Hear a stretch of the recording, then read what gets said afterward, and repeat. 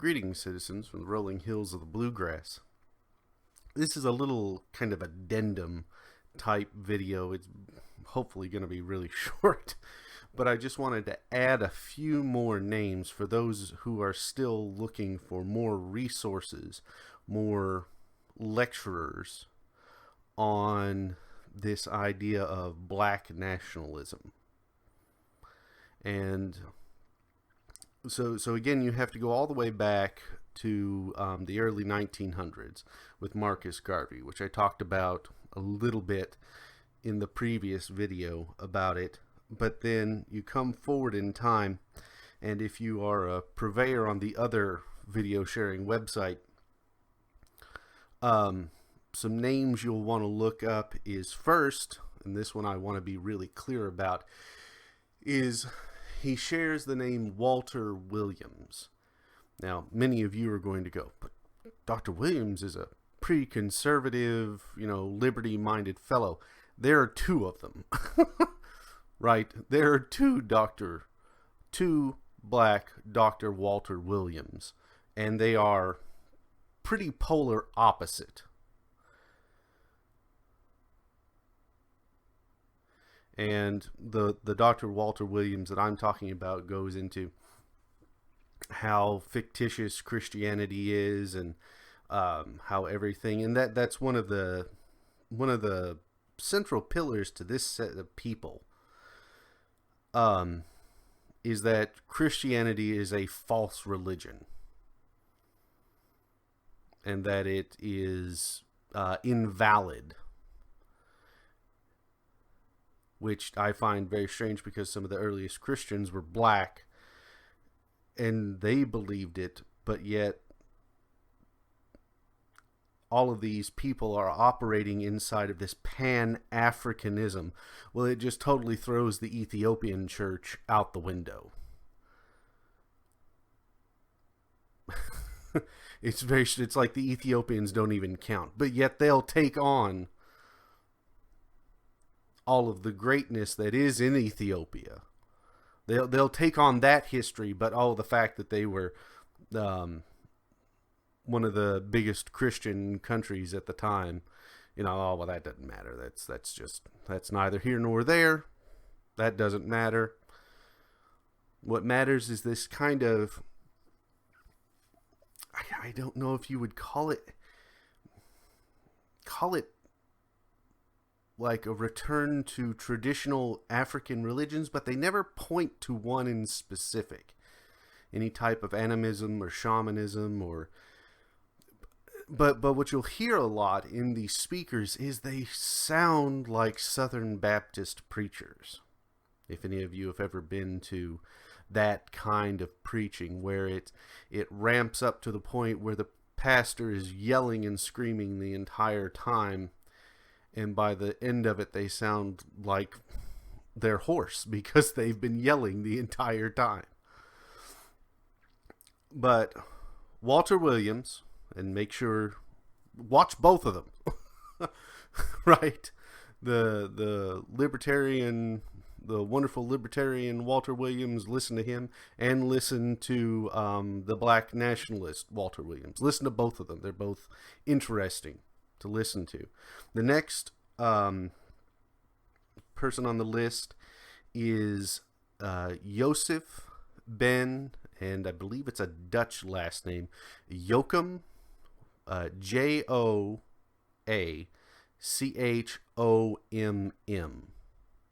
Joseph Ben Joachim. And him and the other Dr. Walter Williams, they both, by the quality of the videos that are posted on the other website, they're real grainy. So if anything, you can just listen. But they're both coming at it from the same direction. So Joseph Ben Joachim. Or then the next one is going to be something more recent, which is Umar Johnson. And he has his issues, and there are a lot of people that have taken him on. I'm not really wanting to discuss any of that.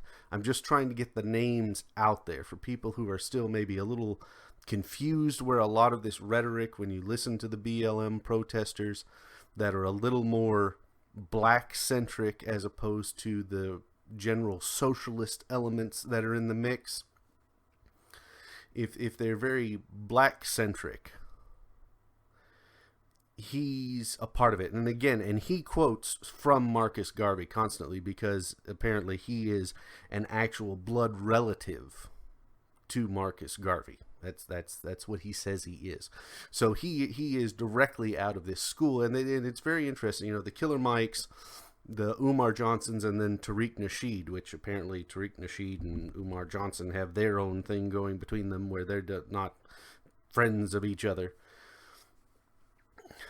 But you have these similar veins that, for the most part, for any people, I can appreciate, because they talk about freedom and independence, economic independence, and being your own person, and being a business owner, and self-motivation. And it's wonderful. That part I can go, right on, I'm with you. Good job. Sounds great. But then they will flip it around and they will slather this kind of, but only black people need to help black people. And it's like, well, that's going to create division. That's going to create hate.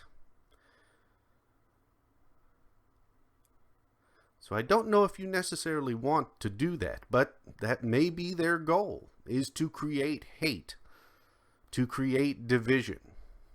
Yeah, I don't know why, because we've had that. We know what that looks like. Why you would want to create more of it,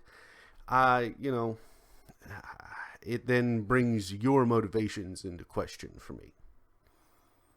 Because we know what the hate and the racism and all of this looks like. Why would we want to foment more of it? Well, it might be because you want power that, for the most part, you've not had culturally. But it's gaining, which is good. But are you gaining it for the right reasons? Are you just trying to accrue power so that you can lord over other people? Or are you trying to accrue power so that you cannot be lorded over by those people? It's a question that doesn't really get asked in any of these things, because, like all of us, we kind of sometimes get caught in our own bubbles. And those questions don't make it in. So it's something to pay attention to. But if we go back, so Marcus Garvey, Walter Williams, the other, or both, Yosef Ben Yoakum, Umar Johnson, Tariq Nasheed, and I believe there's one I'm missing. Oh, Ray Hagans. He's on the other website as well. And he's the one, because I enjoy his presentation, the way he lays things out. But again, he's coming from this Afrocentric, Pan-Africanism angle. And it's not dangerous until it becomes violent. And that's kind of a duh. But something that's never asked, again, because of that bubble that insulates them, because they only talk to the black community. Ugh. They only talk to audiences of black people, it seems. Is, okay, I understand that you want something that is yours. I can understand that. And is not interfered with by any other culture outside. But we all have to live together in peace. We all have to live together with some modicum of civility. And these kinds of ideas, it's, it's it goes back to these young leftists on these college campuses trying to bring back segregation. They want, white only dorms and black only dorms, and it's like, look, people, we've done this. We've done the separation, and it's the same talking points that they'll use, that separate but equal was a disgrace, and it was terrible, and it was a stopgap measure. But they're bringing it back. They want it back for some, in their attempt to be socially righteous. They're bringing back the segregation of the Jim Crow era. But it's their choice to bring it back. It's not being imposed on them. So it's a direction of power. We can segregate. We can keep you out, but we're making that choice. Well, okay. If that's what you want, go for it. But you can't use public funds for that. You can't ask the taxpayer to create separateness with because then you're causing your fellow American to pay for your segregation.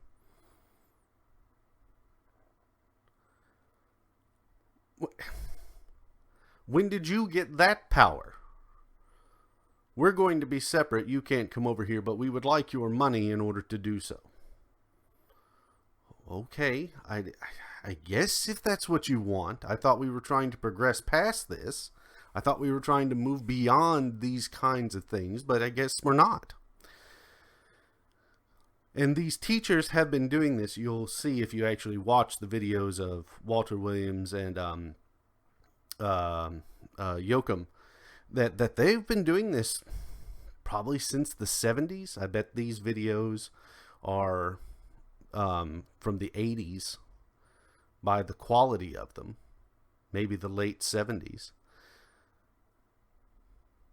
But they've been preaching these kinds of things, and it's been documented since probably the 70s. And then from even before, when it's not been documented by, of course, recordings, back to Marcus Garvey. Back to the late 1800s, the early 1900s. It's been there, and it's just been ignored because it was, of course, it was black people preaching this crazy thing that would never come to terms. Well, it's come to terms. It's here. It's here. And this is now the mainstream.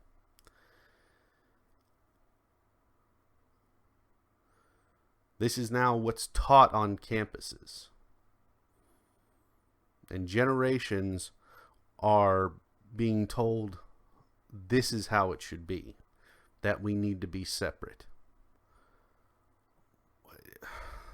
I don't know why.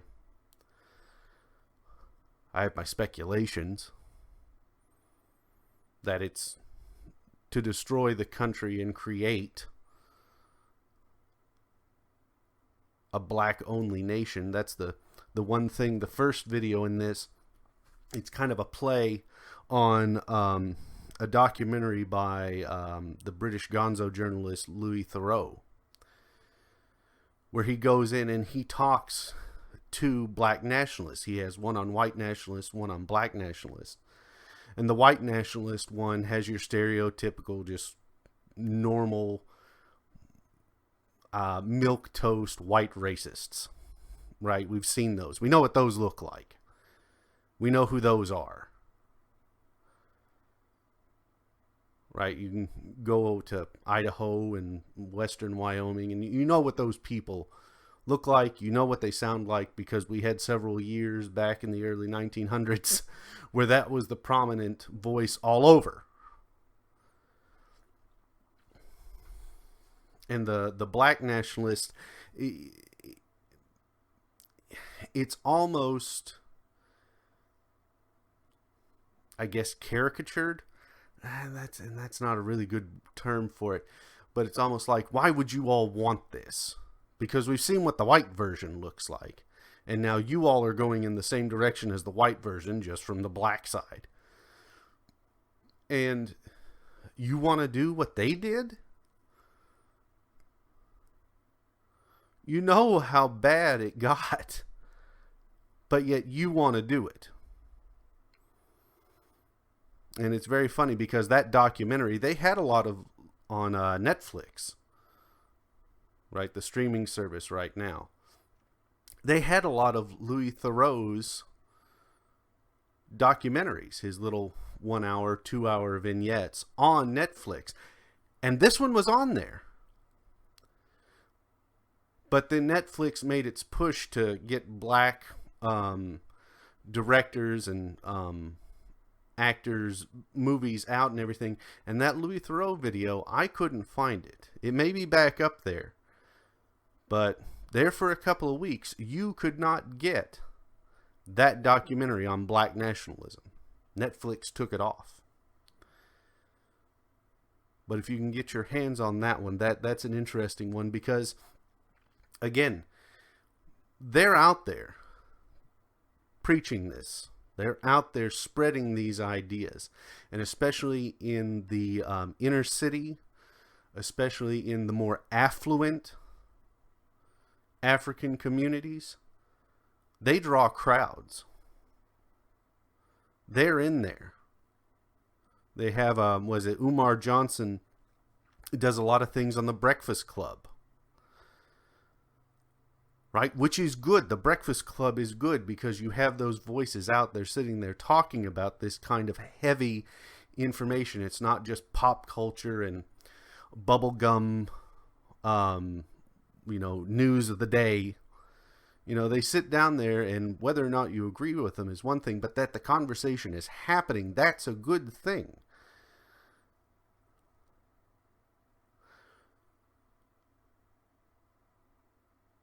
But why separation?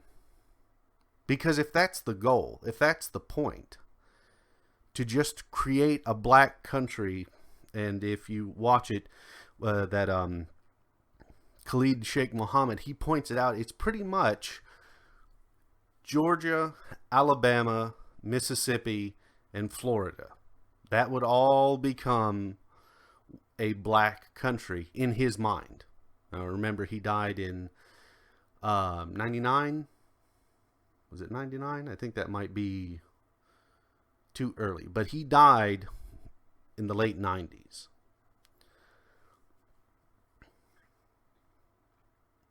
So it just, when I was a kid in elementary school, every year, pretty much from grade 1 through 6, every year we had a class or a lesson on prejudice and bigotry. Prejudice and bigotry. And how you shouldn't prejudge people, you shouldn't be bigoted. Now, that in a sense could be linked to a lot of this progressive stuff. But I think it benefited me because it made me look at everyone the same. We're all human beings. We're all doing our thing. And if it was just, don't prejudge people, treat everyone nicely, it would be fine. But what gets layered on there is, treat everyone nicely, don't prejudge people, and it's your fault that it happened in the past. And it's that your fault part that was never in the curriculum when I was growing up. But that's entered. That's come in. It's your fault that in the 1950s, people were being hit with water cannons because they were trying to get the right to not be oppressed in the South. It's your fault, little 5-year-old or little 6-year-old, little first grader, second grader, fifth, sixth grader. It's your fault. Not because you've done anything, but because of your skin color. Isn't that a terrible thing to tell a child? Isn't that hideous?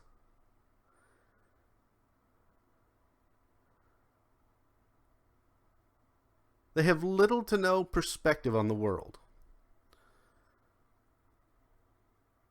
What they see from their teacher is what they get. And they're being told they're monsters before they've done anything in their lives of note.